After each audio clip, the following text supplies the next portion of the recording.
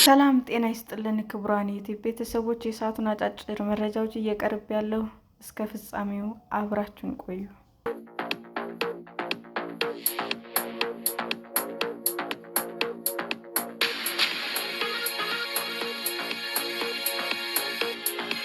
ማስፈራሪያ፣ ቁጥጥር፣ አካል የሚያጎድል ቀዶ ሕክምና በጄፈሪ ኤፕስቲን ለዓመታት ብዝበዛ የደረሰባት ሴት ታሪክ።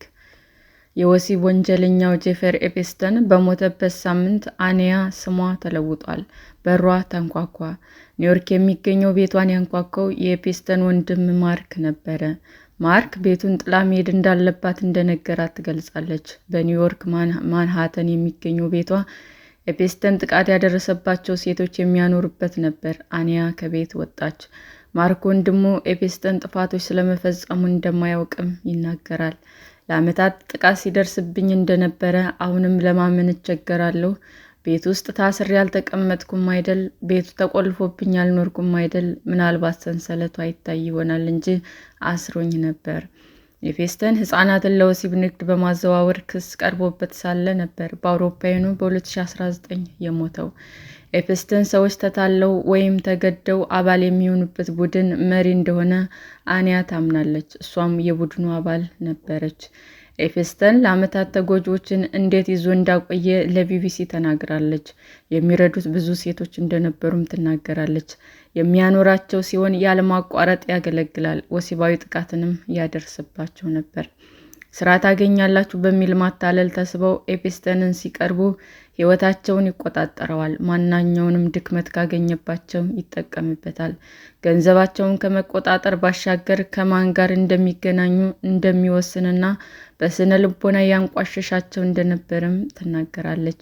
አኒያ እንደምትለው ሰውነታቸውን አባዜ እንዳለበት ሰው አጥብቆ ይቆጣጠር ነበር። አላስፈላጊ የሆነና መልክን የሚያጠፋ ቀዶ ሕክምና እንደሚያደርጉም ያስገድዳቸዋል። ሳራ ኬለን የኤፕስቲን ረዳት ሰራተኛ ነበረች። ከአኒያ ጋር ተመሳሳይ ምስክርነት ትሰጣለች። ለአሜሪካ ምክር ቤት በሰጠችው ቃል ኤፕስቲን ለእርዳታ ሰራተኞች ራሱን የሚያቀርበው ሊያድናቸው እንደመጣ ሰው ነው። ሰዎች በራሳቸው ያላቸውን የመወሰን አቅምና ኃይል ማክሰም ይችላል። ይህም እሱ ላይ የበለጠ እንዲታረሱ ያደርጋል ትላለች። እንዲህ ባለ ባህሪ ያላቸው ሰዎች የሚታለሉት ልጆች እንደሆነ ቢታመንም አዋቂዎችንም ሊያስት እንደሚችል የስነ ልቦና ባለሙያው ዶክተር ታሩ ኪሎር ይናገራሉ። በማስገደድ የሚቆጣጠሩ ሰዎች ጉዳት ካደረሱባቸው ጋር አብረው የሰሩት ባለሙያዋ የትኛውም ሰው ተጋላጭ ሊሆን እንደሚችልም ያስረዳሉ። ኤፕስቲን በአውሮፓውያን 2008 ታዳጊ ሴትን በመበዝበዝ ተከሷል። የማሳጅ ሰራተኛ እንደምትሆን ነግሮ በማታለል ቤቱ ወስዷታል። ከዚህ በኋላ በሩሲያና በምስራቅ አውሮፓ የሚኖሩ አዋቂ ሴቶችን ማጥመድ ጀምሯል። አኒያ እንደምትለው እሷና ሌሎች ኤፕስቲን የመለመላቸው ሴቶች ታዳጊ ይመስሉ ነበረ። ያደረገችው ሩሲያ ነው። ወላጆቿ ስኬት የምታገኘው በትምህርት ነው እያሉ በጥብቅ ቁጥጥር ነው ያሳደጓት። ነገር ግን ውስን የስራ ዕድል ብቻ ነበር ያለው። ዲግሪዋን ይዛ ሞዴል ለመሆን ከሀገሯ ወጣች። በአውሮፓ እንደ ፌንድ እና ሸኔል ላሉ ቅንጡ ብራንዶች ሰርታለች። ጓደኞችና የሚደግፏት ወዳጆቿም ነበሯት። ቤተሰቧን ባሻት ጊዜ ሄዳ መጠየቅ ትችልም ነበረ። ከኤፕስቲን ጋር የተገናኘ ነው በ20ዎቹ ዕድሜ ሳለች ፓሪስ ወደሚገኝ ኤጀንሲ ሄዳ ነው። ሞዴሎች የሚመለምል ዳንኤል ሲያድ የሚባል ሰው ተዋወቀች። በሞዴሎች ዓለም ባልተለመደ ሁኔታ ብሩህ አእምሮ እንዳላት ዳንኤል ነገራት። የፋሽን ቢዝነስ ውስጥ ከሚያውቀው ሰው ጋር ሊያስተዋውቃት እንደሚፈልግ ነገራት። ይህ ሰው ኤፕስቲን ነበረ። ኢላማ አድርገው አጠመዱኝ። ወደ ኤጀንሲው ባትሄድ ኖሮ ምን ሊፈጠር እንደሚችል አዘውትራ ታስባለች። ኢላማ እንደተደረገችም ታምናለች። ሁሉንም ነገር ቀድመው ያዘጋጁት ዳንኤል ሰው አዘዋዋሪ ነው ትላለች። የዳንኤል ስም በኤፕስቲን ሰነዶች ከ1000 ጊዜ በላይ ተጠቅሷል። የአሜሪካ መንግስት ያለፈው ታህሳስ የኤፕስቲን ሰነዶች ይፋ ለማድረግ ወስኗል። የዳንኤል ጥበቃ ጠበቃ አስተያየት መስጠት እንደማይችል ቢናገርም ከዛ በፊት እንደገለጸው ግን ኤፕስተን አደገኛ መሆኑን አያውቅም ነበረ። አኒያ ለመጀመሪያ ጊዜ ኤፕስተንን የተዋወቀችው 18 ክፍል ባለው የፓሪስ መኖሪያው እንደሆነም ትናገራለች። ቢል ክሊንተን ጨምሮ ከሌሎች የዓለም መሪዎች ጋር የተነሳቸው ፎቶዎች በቤቱ ተሰቅለዋል። በክፍሉ ሌሎች 2 ሴቶችም ስለነበሩ አኒያ ምቾት ተሰማት። አንዷ ሴት ሩሲያዊት ስትሆን ሌላዋ የቀድሞ ኤፕስተን የቀድሞ የሴት ጓደኛ የነበረች ምስራቅ አውሮፓዊት ናት። አኒያ ልብሷን እንድታወልቅና ሰውነቷ ለሞዴሊንግ እንደሆነ ለመቃኘት ኤፕስተን ጠየቀ።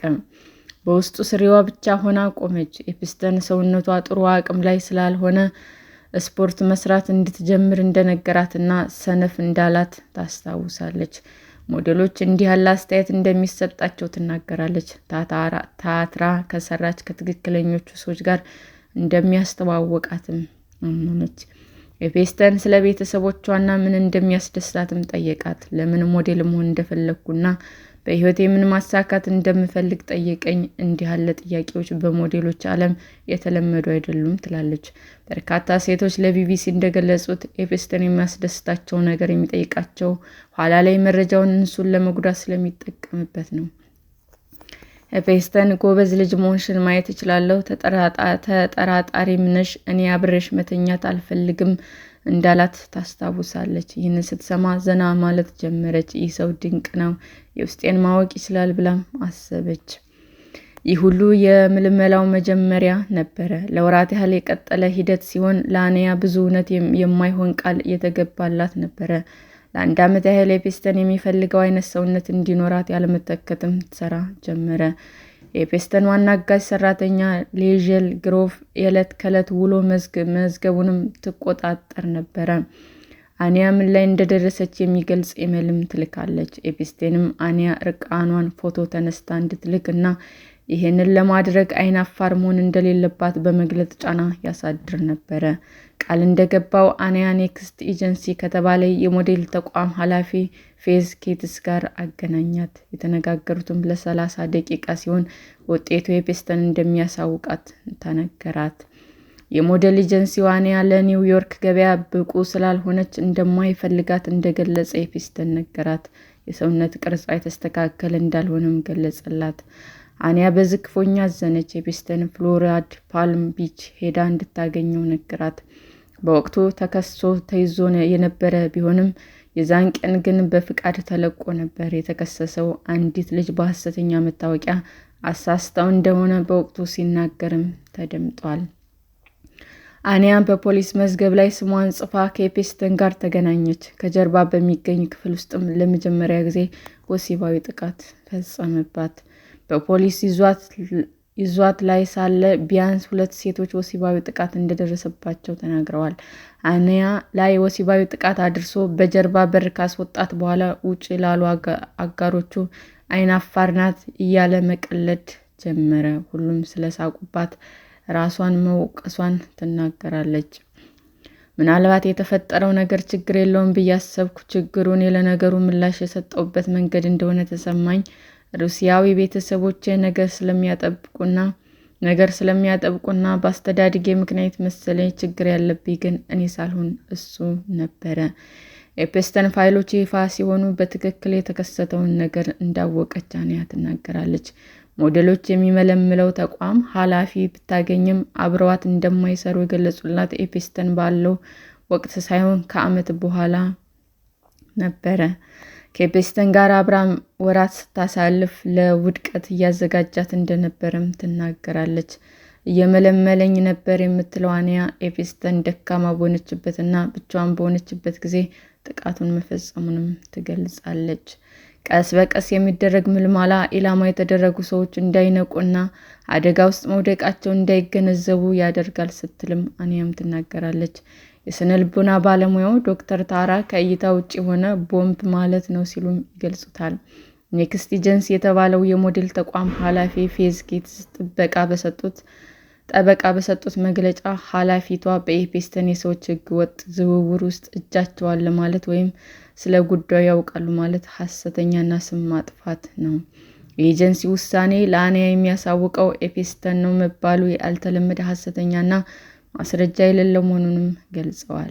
ኤጀንሲው ሞዴሎቹን የሚመርጠው በራሱ መንገድ እንደሆነና ኤፒስተን ፍቃድ እንደማያስፈልገውም አክለዋል። ከአንድ ጊዜ በላይ ሞዴሎችን ወደ ኤጀንሲው አለመቀበል የተለመደ አሰራር መሆኑንም ጠቅሰዋል። አንያ ሞዴል የመሆን እድል እንዳላት ኤፒስተን መንገሩንም ቀጠለ። ኤሚስ2 ኤጀንሲ ከተባለ የሞዴሎች ተቋም መስራች ዣን ሉክ ብሩኔል ጋር አስተዋወቃት። ኤፒስተን ተቋሙን በገንዘብ እንደሚደግፍም ግን አልነገራትም። ተቋሙ አሁን ላይ በማያሚ እና ኒውዮርክ ያሉትን ቅርንጫፎች የዘጋ ሲሆን እስራኤል የሚገኘው ቅርንጫፉ ከኤፒስተን ጋር ግንኙነት እንደሌለው ገልጿል። በዚህ ኤጀንሲ በኩል ምንም ስራ እንዳላገኘች አንያ ትናገራለች። ነገር ግን ቀጥታ ለስራ ለመመዝገብ ወደ ፓልም ቢች እንድትሄድም በወኪሏ ይነገራታል። ፓልም ቢች ስትሄድም ኤፒስተን ብዝበዛውን ቀጠለ። ከዚያም የሞዴልነት ኢንዱስትሪ ስለመሞቱና እሷም ስኬታማ ስላልሆነች ከእሱ ጋር እንድትሰራም ጠየቃት። እኔም እውነተኛ ቢዝነስ አስተምርሻለሁ፣ ወደ ተለያዩ ቦታዎች ትጓዣለሽ፣ በመላው ዓለም ጠቃሚ ሰዎችን ትተዋወቂያለሽ አላት።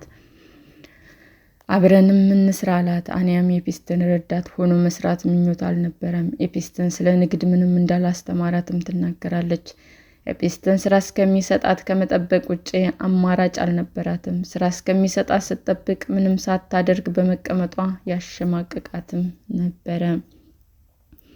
አንዳንዴ ስልክ የማንሳት ወይም የመጣውን እንግዳ ማንነት የመናገር ተራ ስራ ይሰጣታል። ኤፒስተን ረዳቶች 7ቱንም ቀን 24 ሰዓት በስራ ላይ እንዲሆኑ ይጠበቃል። አንያ ለምሳ ከሰው ጋር በተገናኘው ወቅት ኤፒስተን እንዴት እንደተበሳጨና ያለ እሱ ፍቃድ እንዳትወጣ እንዳስጠነቀቃትም ታስታውሳለች።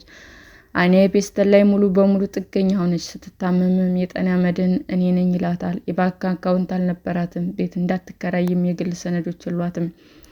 ኤፒስተን ማህተን ካለው ቤት የተወሰነ ጊዜ እንዳባረራት ትናገራለች። የት እንደምትኖር አስቢ እያለ ያባረራት፣ ይህም ቁጥጥሩን የሚያጠናክርበት መንገድ ነበር። ከዓመታት በኋላ በቪዛዋ ምክንያት ክፍያ ያስፈልጋት ስለነበረ የተወሰነ ደሞዝ ይሰጣት ጀመር። አትጨነቂ፣ ሁሌም እደግፍሻለሁ እያለ ወሲባዊ ብዝበዛውንም ቀጠለ። ሳራ ኬለንም ተመሳሳይ ታሪክ በአሜሪካ ምክር ቤት ቀርባ ትናገራለች።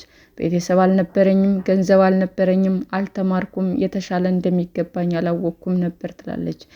ኤፒስተን አቅሙንና ማን እንደማያውቅ ያሳያት ነበር። ከሱ በሚጻረር መንገድ መሄድ ህይወትን እንደሚያስከፍለኝ እንዳውቅ አድርጎ ስትል ትናገራለች። አንድ ኤፒስተን ተባባሪ ሰራተኛ ያመለጠችበት ወቅት አንያ ታስታውሳለች። ለአንያ ስትደውልላት ግን ፍርሃት ገባት።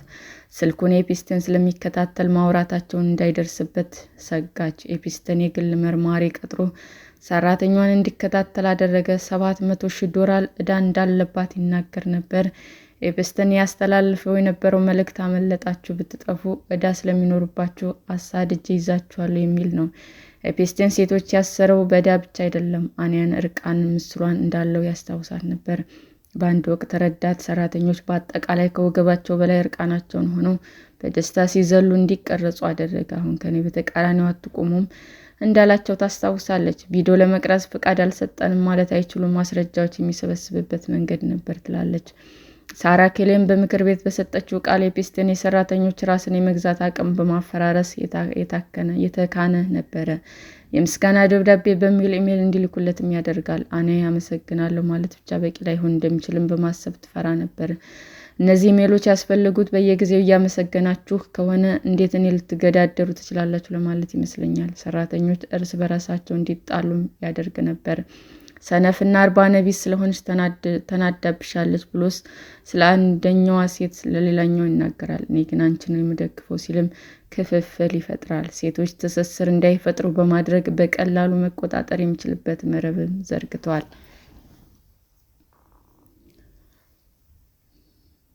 አንያ ሆዷ ላይ ጠባሳዎች ይታያሉ። ወጣት ሳለች ትንሽ ንቅሳት ነበራት። ኤፒስተን ንቅሳቱን እንድታጠፋው ዶክተር ይዞ መሄዱን ትናገራለች። በጨረር ንቅሳቱን ማጥፋቱ ጊዜ ስለሚወስድ ንቅሳቱ ያለበት ቆዳ እንዲነሳ ኤፒስተን አዘዘ። ይህን ማሰብ የምችለው እኔ ብቻ ነኝ ማለቱም ታስታውሳለች። ቀዶ ሕክምናው ጠባሳ ጥሎባት ከዓመት በኋላ በውጤቱ ደስተኛ ስላልሆነ ድጋሚ ቀዶ ሕክምና እንዲደረግ ወስኗል። ኤፒስተን በዚህ ሁሉ ወቅት ሌሎች ሴቶችን እየመለመለ መቀጠሉ በጣም ያሳፍራል የምትለው እንባ እየተናነቃት ነው። አንድ አጋዥ ሰራተኛ ቢያንስ ሌላ አጋዥ ሰራተኛ ማምጣት ይጠበቅበታል። እንደነሱ ያሉ ወጣት ሴቶችን እንደሚመለምሉ የሚነግራቸው ነበር። አንድም ሆነ 10 ሰው ተባባሪ ነን ትላለች።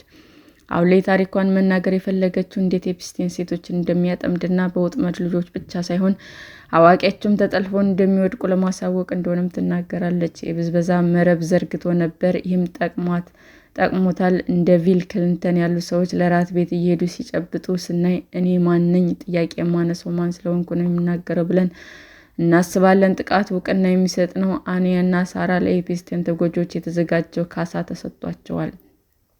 ካሳው ተጎጂዎቹን በገንዘብ ለመደገፍ የዋለ ሲሆን ማስረጃዎችም ተሰባስበዋል። በሕይወት ሳለ ይህንን ለአንድም ሰው አልተነፈስኩም።